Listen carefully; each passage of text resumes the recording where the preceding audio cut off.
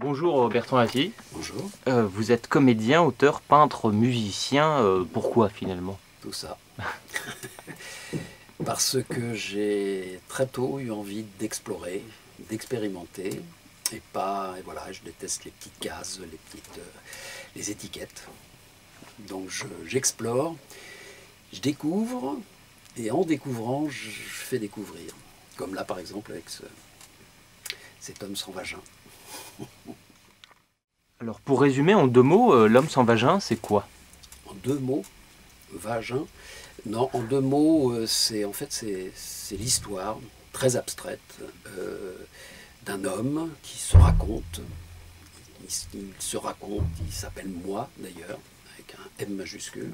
On est à l'intérieur de lui et on comprend que comme c'est un créateur, un créatif, il est plasticien, il fabrique des automates, qu'il est à la recherche de sa créativité, comme presque tous les artistes, et même de sa résolution d'homme. Donc ça va être cette espèce de quête à l'intérieur de lui-même, où il va essayer de découvrir une part de lui, sa féminité on va dire, qui va l'aider à mieux se résoudre en tant qu'artiste et en tant qu'homme. Je ne sais pas si c'est très clair ce que je viens de dire. Alors d'où vous est venue l'idée d'écrire cette pièce? Eh bien, au contact des femmes, je pense.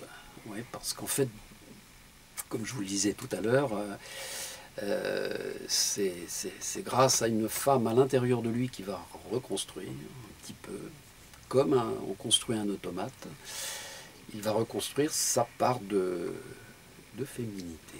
Voilà. D'où m'est venue cette idée-là?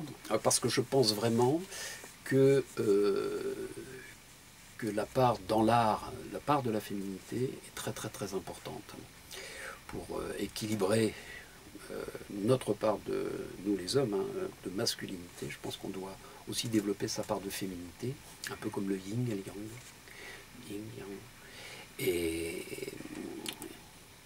voilà. Est-ce que vous avez quelque chose à dire sur votre style?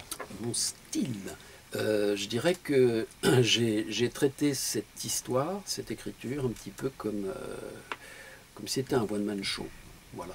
Parce que comme on est à l'intérieur de quelqu'un, de son ego, de lui, c'est lui qui met en scène. Il se met en scène aussi. Donc je l'ai traité un petit peu à la manière un peu stand-up.